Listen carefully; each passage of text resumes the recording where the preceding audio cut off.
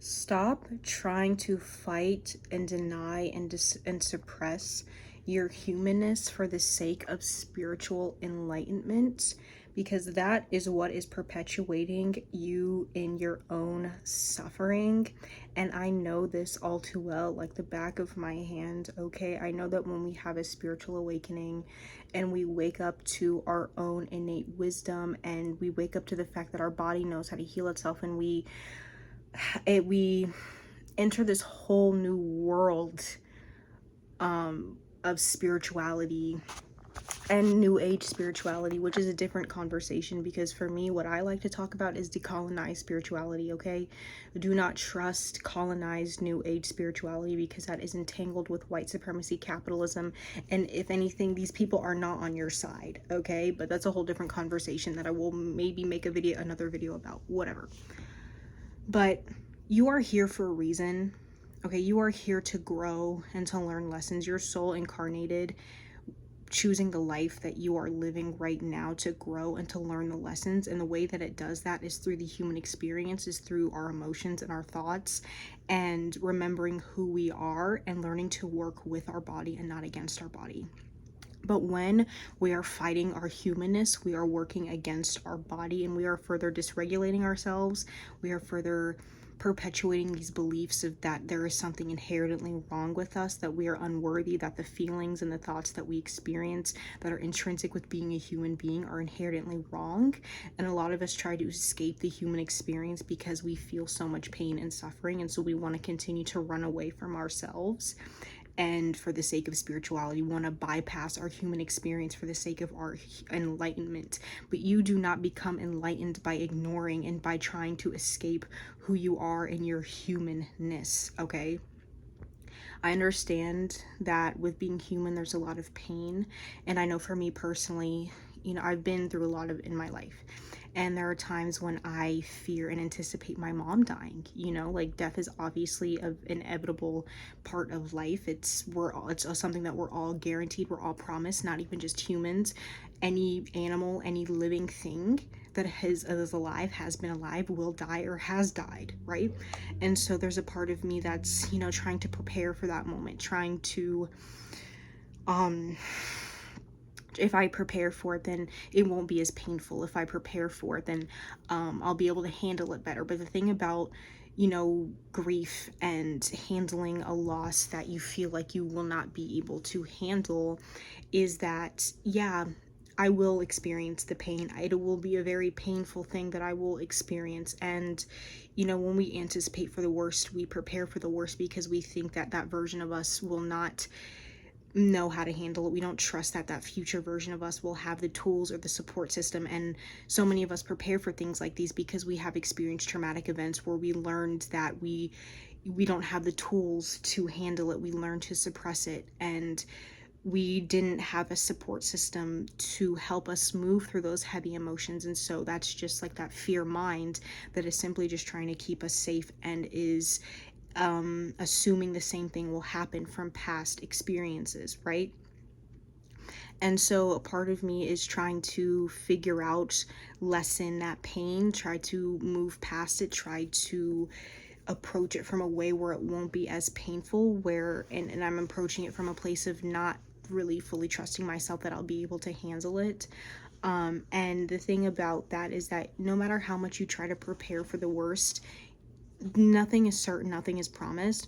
And sometimes when we try to prepare for the worst, we need to understand that sometimes things that are inevitable, like our parents dying, right? That is something that is going to happen.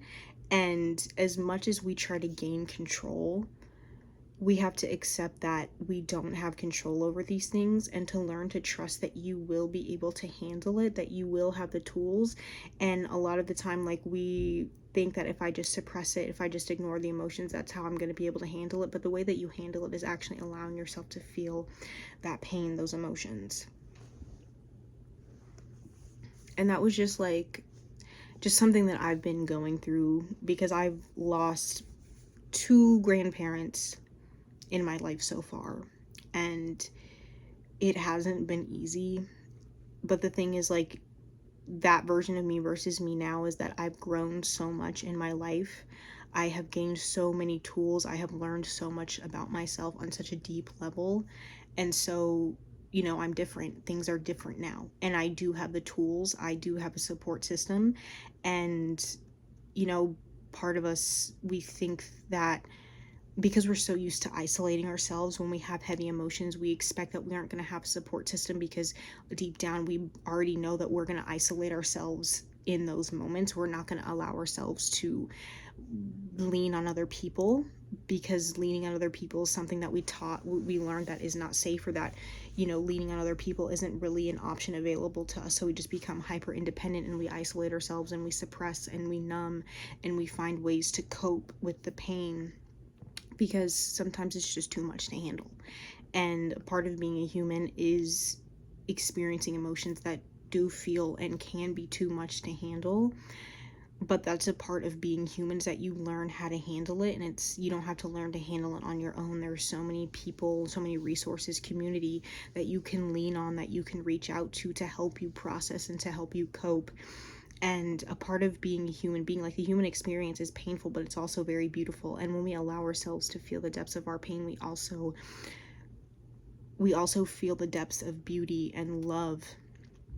And that's something that I really realized the more that I have allowed myself to feel and to process shame and grief and guilt and all of these feelings that have been suppressed in my body. I also have felt a deeper sense of love and interconnectedness with the world and everything around me.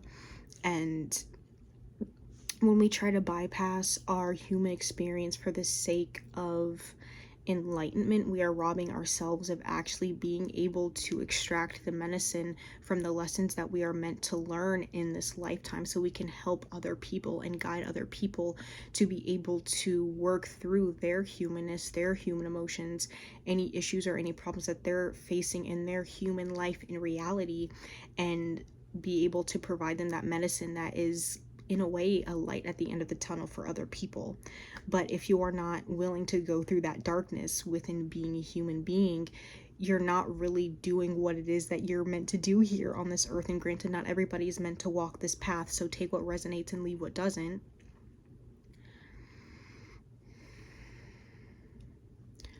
But a lot of, in New Age spirituality and just in spiritual conversations, you can tell when people are solely only wanting to be in the higher chakras and the higher dimensions, but they ignore and avoid reality. And you can also see that with people who are spiritual and they don't like to talk about the realities of the things that are going on in this world. And the thing is, you can't meditate your way out of capitalism. You can't manifest your way out of capitalism. You can't manifest your way out of the reality of this world and this life. And I understand that, you know, sometimes the things that are going on in this world are so heavy and we don't want to acknowledge it, we don't want to face that.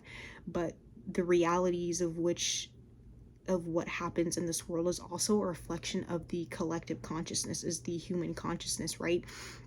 What is happening in the world is a manifestation of our collective shadow. And so when you are able to reflect without shame and guilt, reflect on the world and see how you see what this is reflecting back to you, because we all hold subconsciously beliefs, identities, and value systems that are entangled from these empires that are crumbling, right? A lot of what we value and what we believe in wouldn't exist if we did not live under the empires that we live under now. And so being able to see things for what it is and not trying to escape it is going to inevitably help you be in more in alignment with your truth, because you are able to let go and free yourself from any limitations, any beliefs that are not in alignment with your authenticity, that are entangled from these empires. But also you get closer to yourself, right? You start to accept your humanness, you start to validate your humanness, you start to give yourself grace,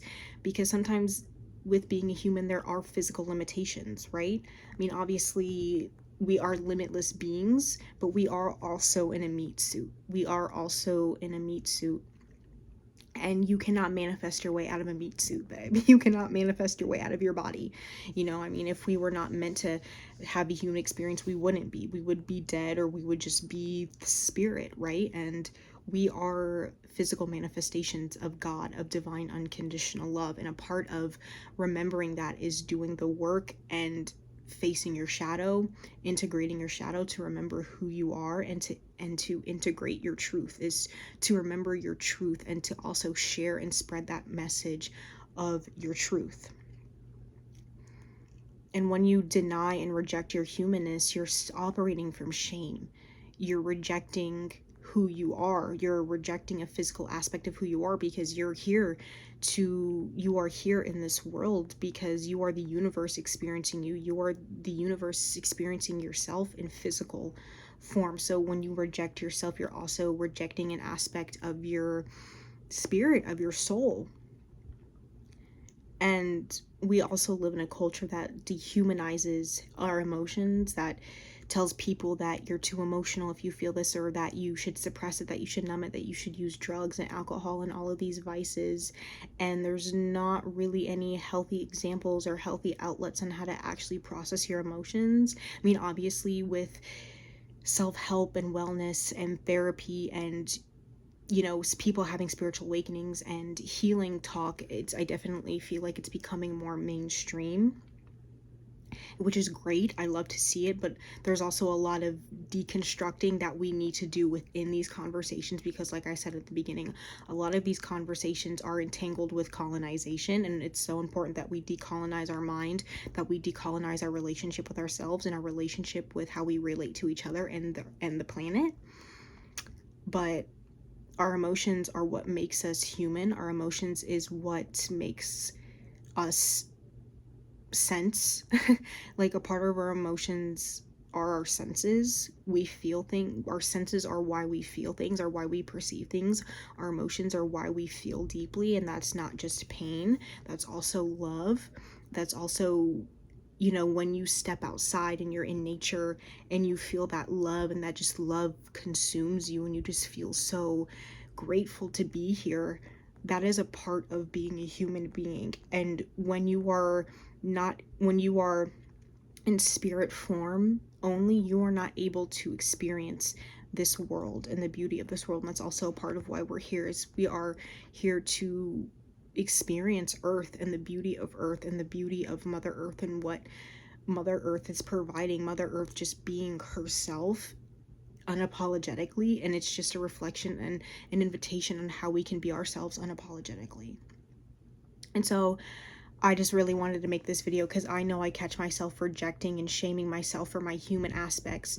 And a part of being a human being, or a part of what makes us human, is wanting external validation, is having attachment to physical things. And there are so many messages within the healing spiritual community that I even talked about within letting go of needing external validation and letting go of attachments and all of these things. And like, there's really no rush to do that. I mean, obviously that is a part of the work, that is something that will heal over time, but having attachments and wanting external validation and approval, it does not make you inherently wrong or bad. It makes you human. And the reason why you have these attachments and this need for validation, why you associate safety with validation, why you feel unworthy and you feel like you need other people to see you and to validate you to feel worthy, is a part of being a human being. Okay, you know, when we are born, we are very much attached to our parents and our caregivers, because without them we would not survive. Without that attachment to our parents, we would not survive. And so obviously when we continuously experience neglect, and the people who are meant to take care of us for our survival are not showing up in the way that we need and that we expect, that's where those beliefs, those limiting beliefs, that identity, that sense of self that is not really rooted in truth, but we adapt as a means to survive, for a sense of control, comes into play. And it's so easy when you are already operating through your own lens of shame. Shame can really cloud up how you receive these messages. It can really distort what is actually going on, and it can create more pain. And I know that I've been there. I still am working through that. The lighting is like not the best right now. I just got back for a walk, but I was like, let me record this video. Hold on. Oh, that's kind of better. That's better. Okay. Anyways, but yeah.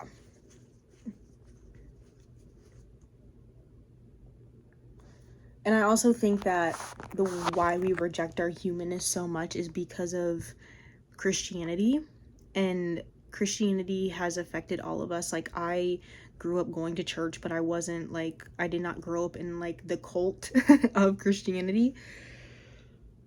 But when you kind of hear about Christianity and that God views us as these inherently sinful beings, that being a human means that you're inherently sinful and that you need to go to Him for redemption and live this non-sinful life, right? And so many of us are operating from this place where we're rejecting ourselves on this primal level for literally just being who we are.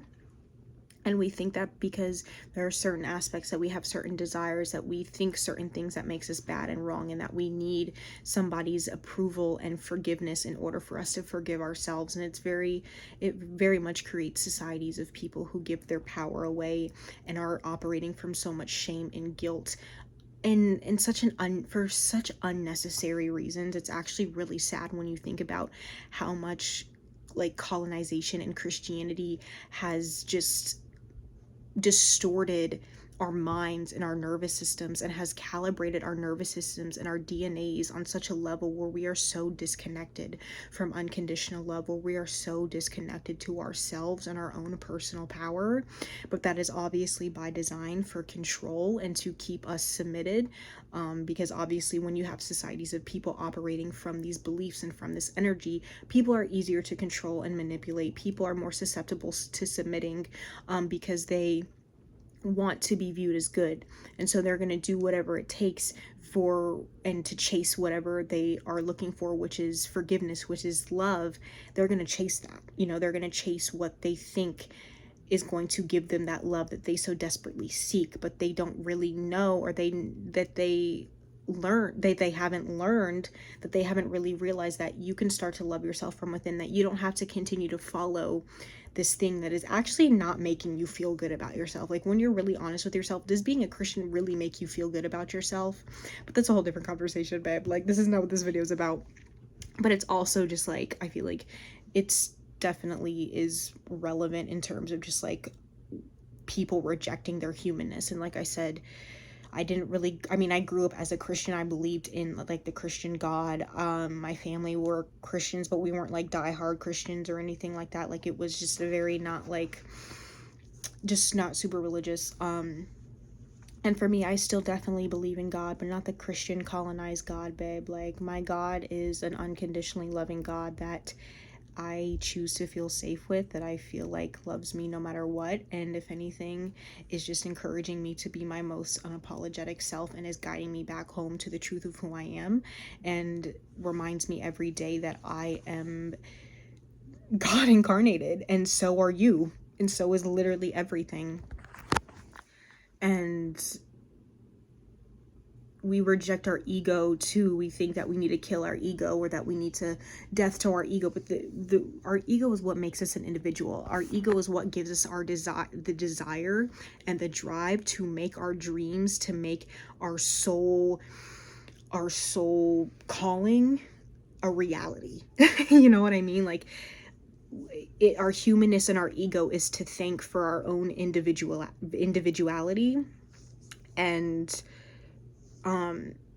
our own drive, our feelings, our emotions. It's responsible for so much beauty in the world. But when you reject that part of you, you are suppressing your shadow. And when you suppress your shadow, that your shadow is going to be pulling the strings of your life.